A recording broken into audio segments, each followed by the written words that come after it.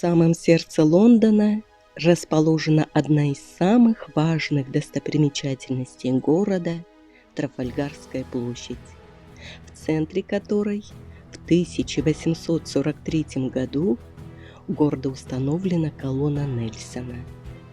Впечатляющая структура, воздающая должное военно-морскому герою Великобритании.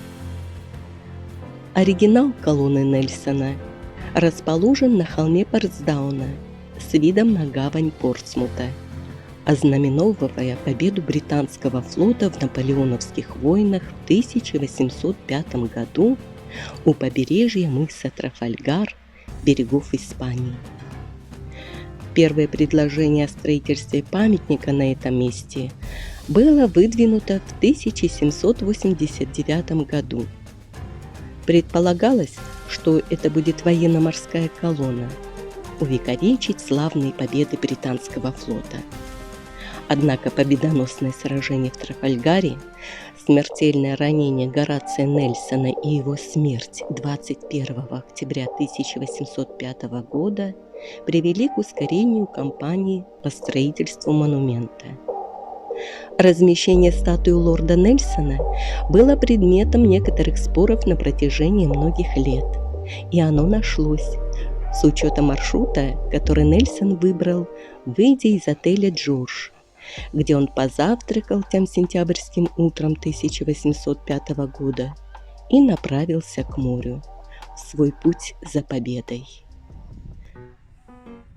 Букингемский дом в Портсмуте является бывшей гостиницей, где 23 августа 1628 года Джордж Вильерс, герцог Букингемский, был убит недовольным военно-морским лейтенантом Джоном Фелтоном.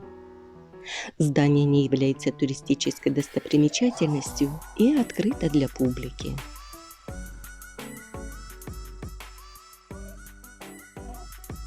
Отель Дюков Бекингем расположен в самом сердце старого Портсмута в окружении богатой морской истории и идеально подходит для ночлега, а также служит местом для отдыха его гостей.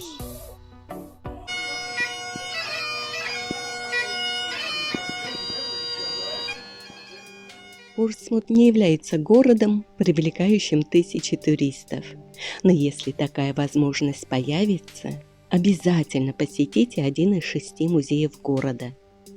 Городской музей и художественная галерея расположились в здании исторического значения в архитектурном исполнении, ранее входящий в комплекс казарм. В музее представлена экспозиция автора Артура Конан Дойля и его вымышленного творчества детектива Шерлока Холмса. Сэр Артур Конан Дойль прибыл в Портсмут в 1882 году, чтобы открыть практику доктора. И здесь же он написал свои первые 2 истории о Шерлоке Холмсе. Исследование в Скарлетт, опубликованное в 1887 году, и Знак 4 в 1890 году. Коллекция музея включает первые выпуски книг, личные письма, фильмы и телевизионные памятные вещи.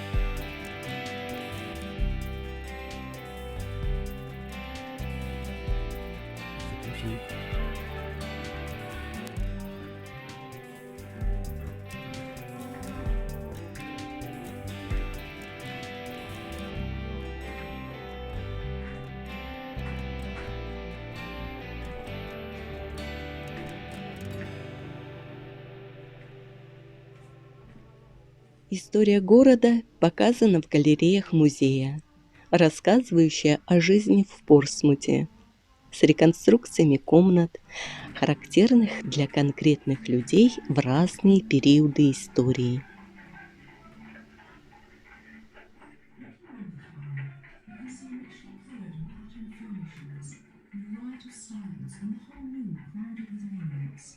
Many items imitated more expensive products.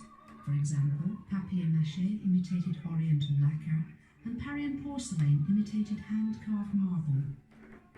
Fancy needlework was particularly favoured for home decoration, for example in bookmarks and beadwork footstools, which display the talents of female members of the family.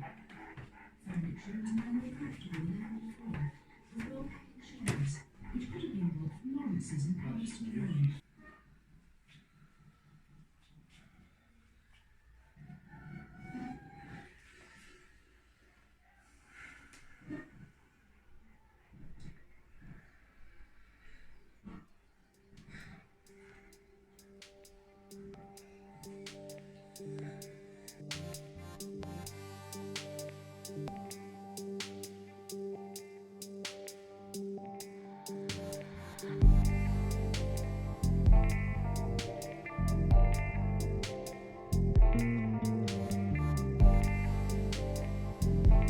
Некоторые экспозиции изобразительного и декоративного искусства, выставленные в музее, меняются, но есть и постоянные экземпляры.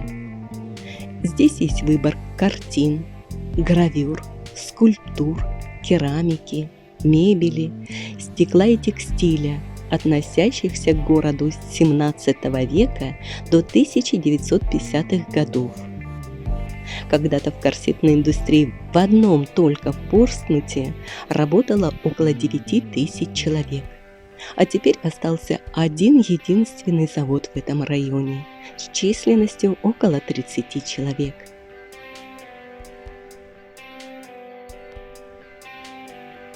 Город Портсмут расположен в британском графстве Гемпшир на берегу пролива Тесоланд, отделяющего Англию от острова Уайт, куда я, Люкреция Кей, приглашу вас в другой раз, а мы продолжим наше знакомство по городу.